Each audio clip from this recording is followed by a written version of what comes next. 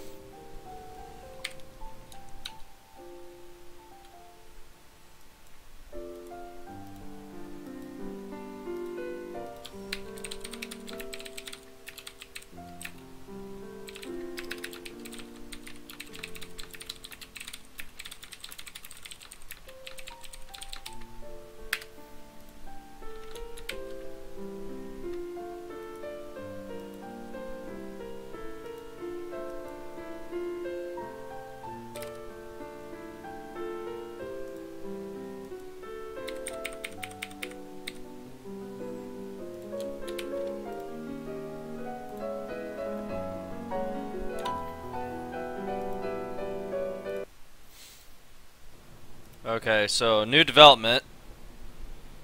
A player that I accused of cheating sent replays to Hacks at Blizzard,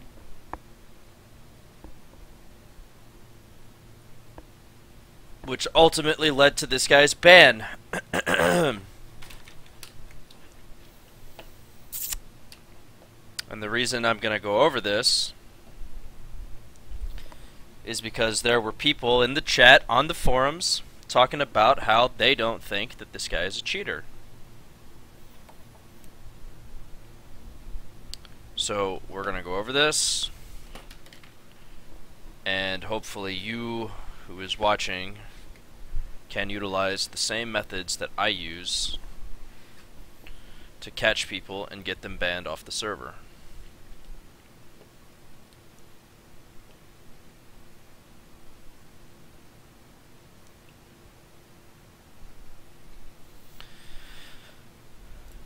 So as I played against this guy more and more as time went on, I originally thought to myself that this guy Rab wasn't a cheater, and I thought that he was legitimately decent. And as it turns out, that's not the case.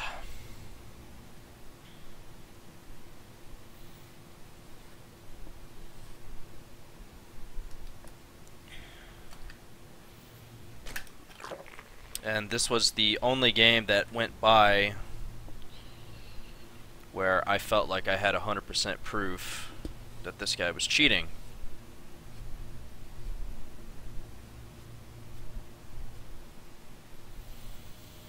So anyway, just to reiterate, this player that we are currently watching, I was the first to accuse before anybody else. And of course, when I did, the only thing that I got for it was a bunch of bullshit. So I deem it necessary to go over this replay again on the stream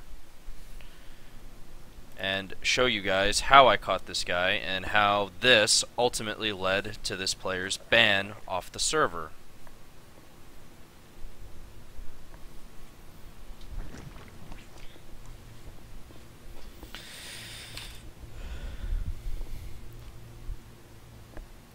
So now that we know that this guy is cheat banned off of the server, we can kind of look at what he's doing with the production tab open, and you can see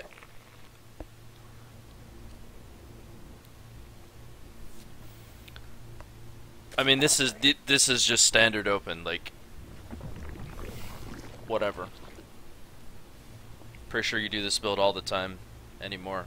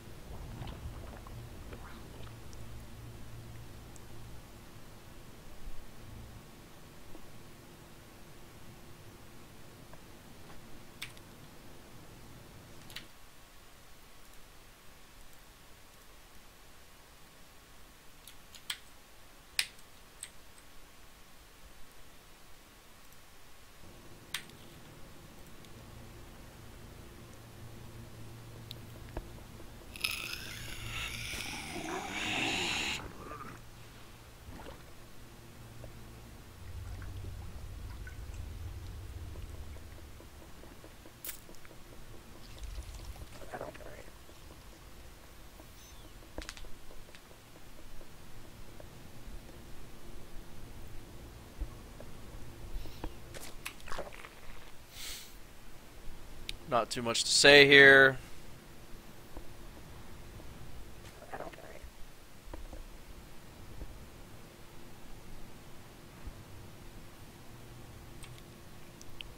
I mean, this right here in and of itself just looks shady, right? Like, why the fuck would you over-mineral yourself by 150 before deciding to drop the Roachborn down? Like, who does that? That's like pure legacy status. Camera lock status is probably what that was. Anyway,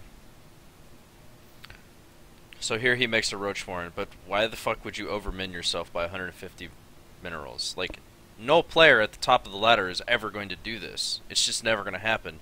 If you are going to commit to some kind of roach attack, you're going to build the Roachborn. You're not going to wait to 300 resources before you build it.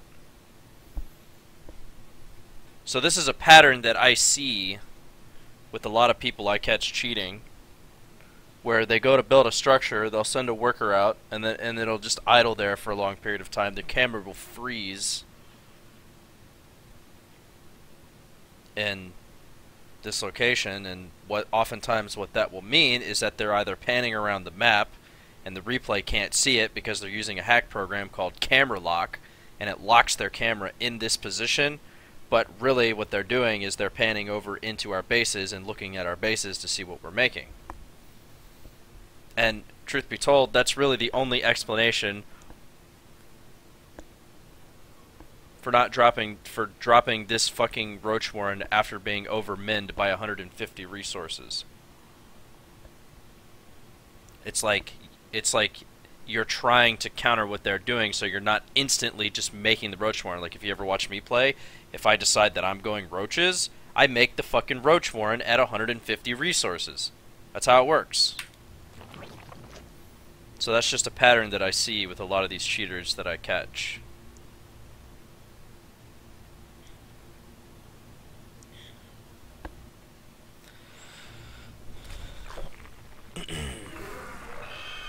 Another pattern that I see with a lot of these cheaters, especially the Zerg players, like, you'll notice where he's putting his overlords, right? He's putting his overlords in places that, I mean, and sometimes I do this too, but oftentimes, like, this overlord, I'll put this overlord, like, right here so that I can see the gas timing, or, like, over here so that I can see the gas timing. Like, this guy is not even attempting to get any type of information with his overlord. Like, that's just kind of defeats the purpose of actually sending these lords out in the first place, right? And this is a pattern that you see with a lot of Zerg players that you catch. They send their overlords to the corners of the maps, or in places that don't really make a lot of sense. And then, as the game goes on, they don't try to gather any information with them. So this is another pattern that you can look for when you're trying to catch somebody cheating.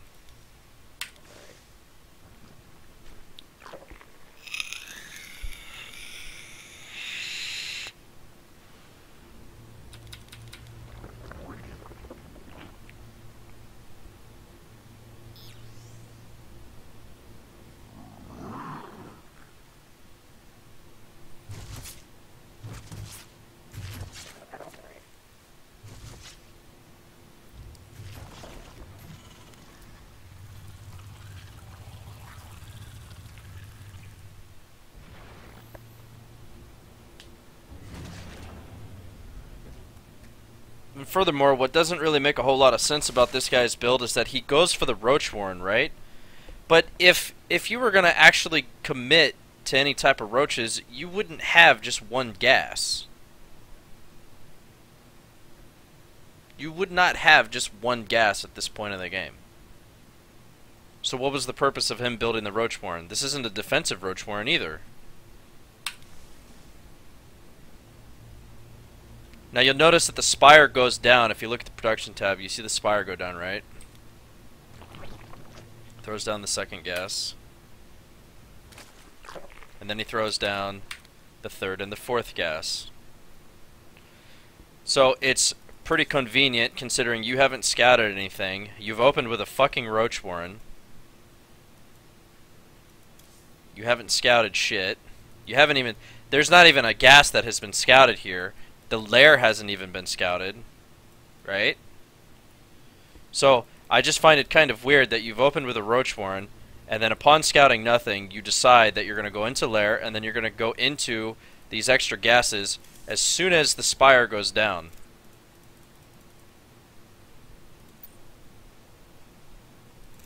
Doesn't really make a lot of sense. This guy's open makes absolutely no sense. And also, taking the third at the time that he did also doesn't make sense in 2v2. You can't play this greedy without any information. You haven't scouted anything. Like, literally anything. You don't even know what my race is. You haven't even... I play random, so you don't even know what my race is. So how can you make this decision to play wildly greedy when all-ins are so volatile in 2s? Like, how do you expect to hold this? Look at this engineering bay timing. Look at the spire timing. So, frankly, I'm not buying it. This looks like bullshit, obviously. But again, it's... When you watch this production tab, you need to watch the production tab and you need to look at what players are doing as this production tab goes by. He builds the lair a bit later than him, but that's because he didn't know what his tech was going to be. As soon as he identified his tech, the Zerg player reacted accordingly by going up to the 3 gases. And the reason he's doing this is because the opponent is going spire.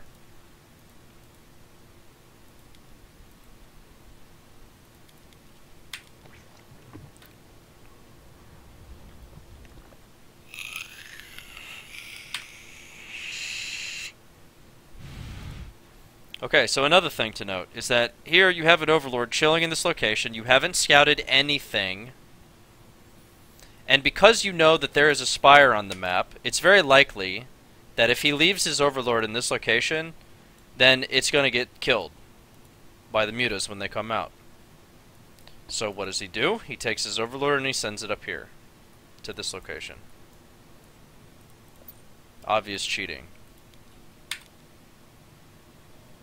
And he does the same with this overlord.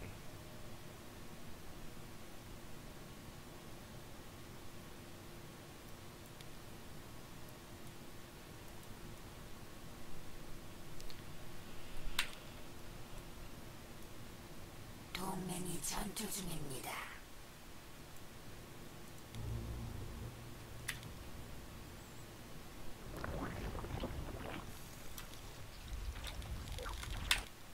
So you have opened with a Roach Warren, and you have decided to opt to go for Spire. And the reason you're doing this is because you know that this Zerg player is teching up the Spire so quickly, and you're actually going to be at an advantage because you've taken this third base. Because you're going to have the additional gases.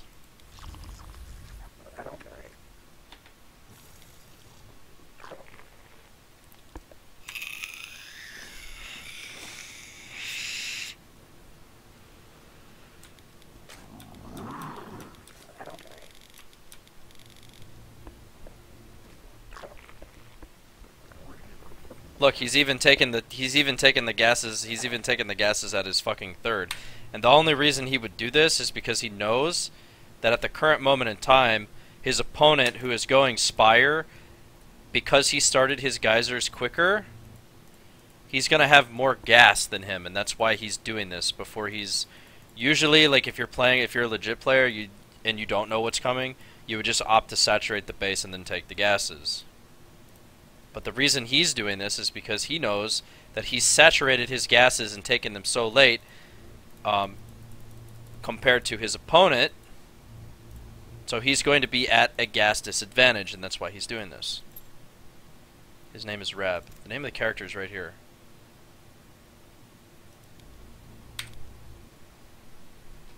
This guy got cheat banned.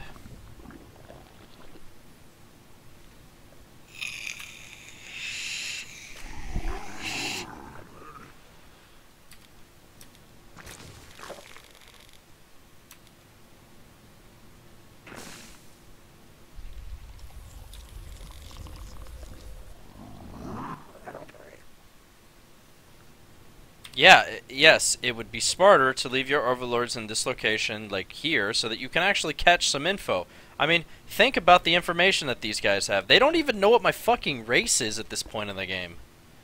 They have no fucking clue even what my race is. Because I play random. And I'm the Protoss in this game.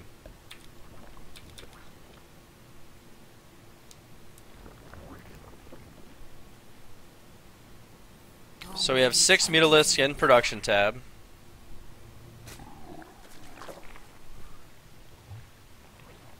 Check out the spore crawler timings of our Zerg player. You see the spore crawler timings? Even though you don't have any info, you haven't even attempted to catch any info. And at this particular time, when the mutas are almost done and they have to travel across the map to get to your base, these spore crawler timings are absolutely perfect, and this is why cheating in this game puts players at such a big disadvantage. The longer you wait to build the spores, the better your economy is. Obvious sign of cheating.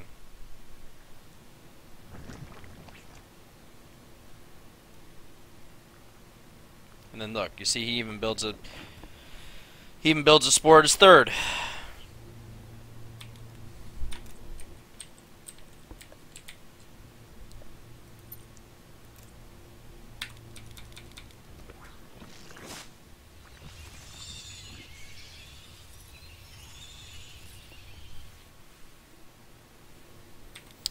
Okay, so in the past, people were trying to make the argument that this particular player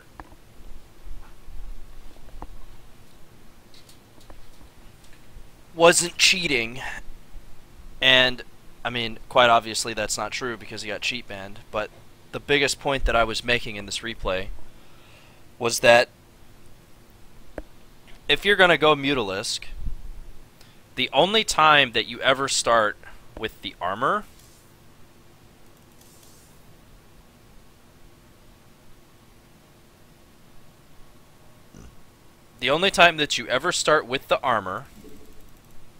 is if you know you're playing mutas. Outside of that, you don't do it. So he knows he's playing mutas, and that's why he builds the spores and then he builds the +1 carapace. So here you can see on the minimap, this is a ping from Rab.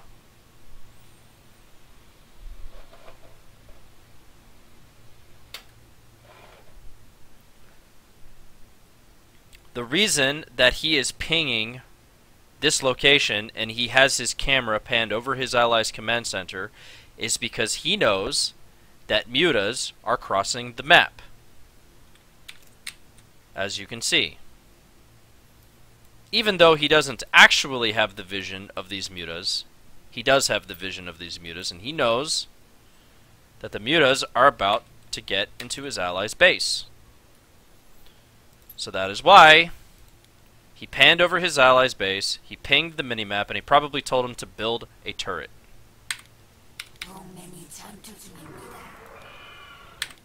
And you can see this is his camera view, so he knew that these mutas were about to get into his base.